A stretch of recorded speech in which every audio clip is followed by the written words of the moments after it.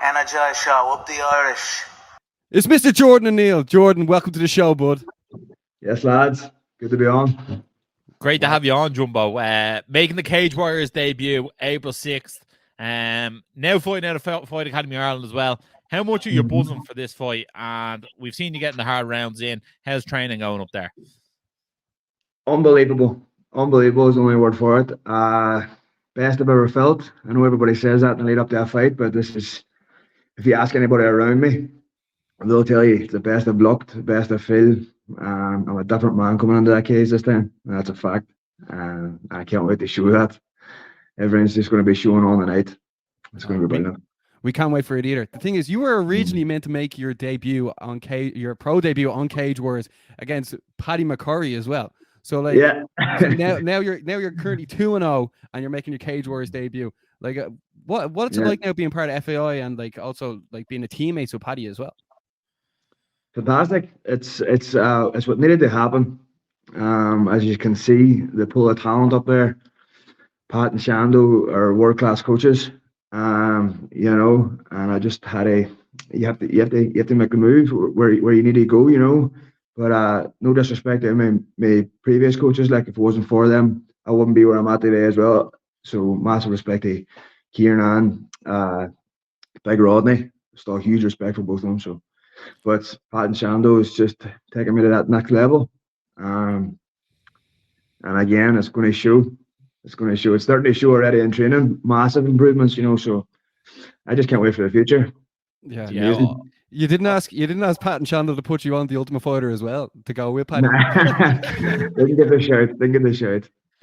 Well, maybe 3 or 4 more fights and an opportunity like that will come for you. But I was actually talking to Reese McKee as well there during the week. And he was saying that you're looking very impressive, and he's excited for your Cage Warriors debut as well. So all eyes will be on you come April 6th. Were you delighted to get the opportunity to fight again with the promotion? Obviously, your debut, you had to pull out with an injury, but are you delighted to be back on Cage Warriors? Of course. I'm a big believer in everything happens for a reason. And that can't be more true in this scenario. Supposed to fight Paddy, hurt my knee, things fell through. I think I needed a couple of fights outside of Cage Warriors, to be honest. And now I'm in the best shape, like mentally as well. Like I wasn't in my previous career. I wasn't where I should be mentally for a fight. But in the last 4 months, I'm set. I'm set now, and again, everything's just falling into place. And Cage Warriors now is the right time, and I can go and make a run now in Cage Warriors. Like I'm going on here and I'm going to demolish this boy in a round, maybe 2 if he's lucky. And then it's just after that belt. I'm coming straight through every single one of them, and I mean that. And I'm going to run through every one of them. There's nobody in that division who's going to stop me. Nobody. They've got nothing for me. Jordan, just before we go, we like dive into your fight at 170. You said things have sort of changed over the last 4 months. What exactly has changed? I wanted to give this a shout out anyway, to be honest, because it's my way of sort of giving a wee bit back to it. I done ayahuasca just before Christmas, and it completely changed my life. To be honest, boys, it's best thing I've ever done in my life. Whereabouts did you do it? I was down south somewhere. If anybody wants to know the details, just DM me and I'll give you a shout. But it was a bad way. Just bad, like really drinking all the time, and you know, it just felt like shit the whole time, you know. So my friend booked this for me, thank God, and went and done it, and I'm a completely different man. It's helped everything. It's helped my relationships. It's helped my life. And obviously, by a byproduct of that, it's helped my training, and it's helped me be a better fighter. So, thank God for ayahuasca. So, anybody who's going through a hard time, just know that that's an option. There's an option there for you, and I would recommend it for anybody that's dealt with a bit of trauma or anything like that. So, yeah, I'm sorry to hear that you were in a dark space, but it's great to hear now that you're feeling great. And then I'm sure Ross will be straight in the DMs after this. Yeah, well, Yeah. obviously, it's probably not the most conventional method, but like it seems to have worked very much well for you. Is this something that you do once and you feel better, or is this something that you'd see yourself recurrently do? I don't really feel the need to do it again, to be honest. If you do, by all means you can. I just felt like I got everything I needed out of it. I let go of a lot of shit that I was holding on to. A lot of guilt and a lot of just shit in the basement. And I genuinely, for the first time in a long time, I feel genuinely happy, genuinely content, and just different. Just I feel different. I've no need for any external substances or anything to make me feel like I'm numbing anything or feel happy or any of that shit. I just feel content and happy, and I'm focused is the main thing. I'm focused on winning this world title, and I've always said I believed in myself, but now it's a different type of belief. Like I know for a fact that I'm going to be a Cage Warriors world champion, and then sure you know what happens next after that. Well, Jordan, what actually gives you what actually gives you that belief now that you will become a world champion now as well? I just know that I can look at that Cage Warriors division and what are they going to do? Like what way are they going to beat me? Seriously, I know it's easy to watch me fight, and especially them last fights. Like I'm not even lying. I swear. I look back at them fights and I'm thinking it's not the same person. It's coming now. I'm telling you, they're going to get a big shock when they're standing in front of me and they can't do nothing with me. So that's where the belief comes from. I love to hear that confidence, but one thing I hope that we don't see too much of changes is that fighting style, because that fighting style is absolutely electric, Jordan. Like you don't take a step back, you give no quarter. You know what I mean? Like your hands are absolutely electric. And then I always feel like people underestimate your ground game, but like off your back, you've been exceptional in your amateur career and the start of your pro career. Yeah, tie that in with Shando's. See that beast that you see? He's taming that. Everybody knows I'll walk forward and I'll take a slap to give 5 or 6, but Shando's working on taming that and not giving that slap. And why let the person hit me? You know what I mean? Walk them down and be in position to demolish them at any time. And then you've got Pat, which is okay. I'm okay off my back, but why do I have to go to my back? Do you know what I mean? Pat's working with me. The wrestling, it's just going to change everything and just makes it easier for me to dictate what happens in there. So what we're going to see is like MVP style on the feet, really elusive, and then like some Ben Askren double legs in here. That's what we're going to see April 6th. Just watch out for the flying knee. Yes, Paddy's been teaching me that one. Jordan, your face name for you before, but now he's teaching you. Yeah. Jordan, you're facing Francisco Mazzano, who's 3-0 on April 6th. When you got this name, what were you sort of thinking? Happy days. That's it. He's perfect for me. Absolutely perfect. Big juice head, big steroid head, coming with a big overhand, right? And bouncing up and down like a jack in the box. I don't know. But what's he going to do? What's he going to do whenever I'm standing in front of him and he's missing them big overhands and swinging, hitting mid air, and he's starting to gas? Also, the last fight, he gave up. He wanted out of there after a wee knee to the face.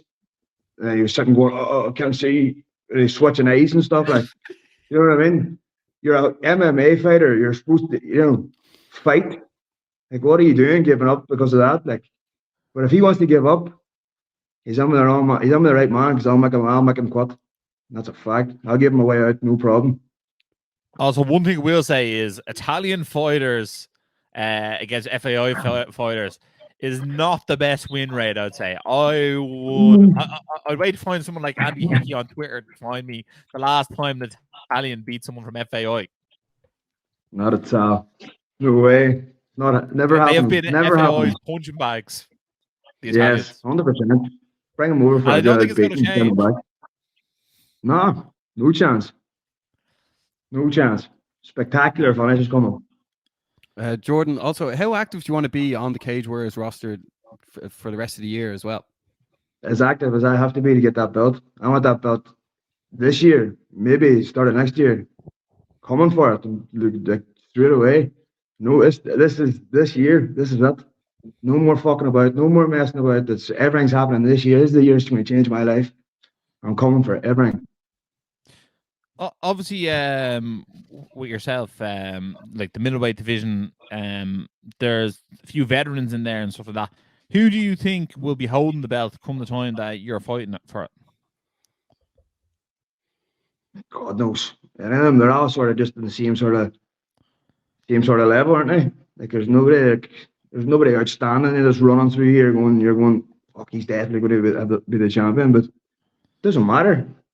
Mixed Anthony, if he comes back or if he fights for the belt again, but I don't know. Any of them. Doesn't really They can matter. all get it. They can all get it. That's it. And they're all on the team sort of level. Like there's no, as I say, there's nobody outstanding that you're sort of worried, like thinking, oh, wouldn't want to run into this boy or whatever. Like every one of them can get it.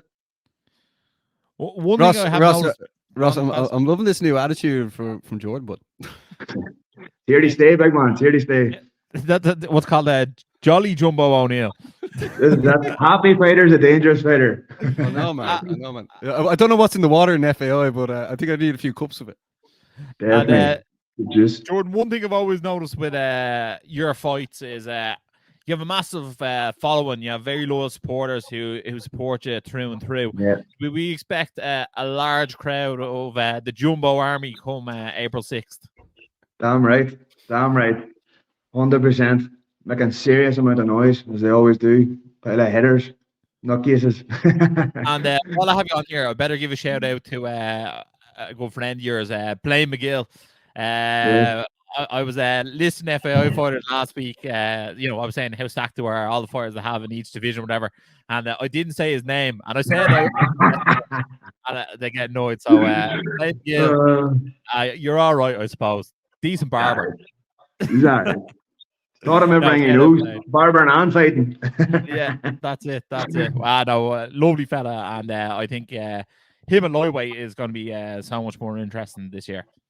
Yes, 100%. That's where it should be. Yeah. And then Jordan, I just want to know as well, bar your own fight on the card, which other fight are you looking forward to seeing at Cage Warriors 170? Obviously, my teammates, Matthew's fighting on, Matthew Elliott. I love to see the improvements he's made. Scott Harvey is going to be one to watch. A real technician of the game. Like he's so clued into everything. So I'm really excited for that one. And that's it. The teammates really. That's all I care about. Like, you know what I mean? It's the team coming out there with 3 1s. Yeah, that's it. No, the card's getting more and more stacked with more Irish fighters on as well. Like Ross, this card's not to be missed, is it? Like, no, absolutely not. And like with Cage Warriors 170 in Dublin, like I think we're missing 1 or 2 fights. Potentially a Paul Hughes fight on the card would be really, really sexy. Maybe we need some big news pretty soon, and that'd be great. And then I suppose I'll just come out and say it. With Giannis Bakar going to fight on the Ultimate Fighter along with Paddy McCarry, another tough alumni, Omran Shaban, which is great.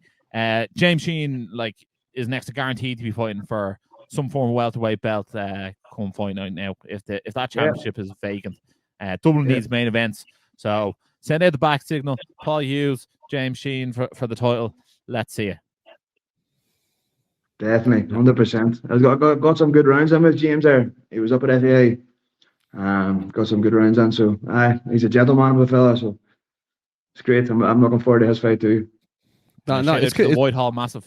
No, it's cool. It's cool to see James training with each other. Like even the likes of Keane Cowley up with Reese as well. It's just it's great to see, especially being Irish MMA fans. But Jordan, just before we wrap things up, is there anything else you want to say to the people that are going to be tuning in to watch either in the arena or live on UC Fight Pass to watch you make your Cage Warriors debut at Cage Warriors 170 Dublin? Just sit back and enjoy it, and realize you're all going to realize this is the start of it. You're going to be looking at this ugly mug for a wee bit for a good while now. So, this is the start of it. Enjoy. Perfect. Well, Jordan, thanks very much for your time, and we'll let you get on with the rest of your day, bud. Energized show, up the Irish. Been sussing you guys a couple of times. I've seen a couple of clips. I think you've done some interviews with Dylan Moran and that I saw. So keep going, keep up the good work, guys.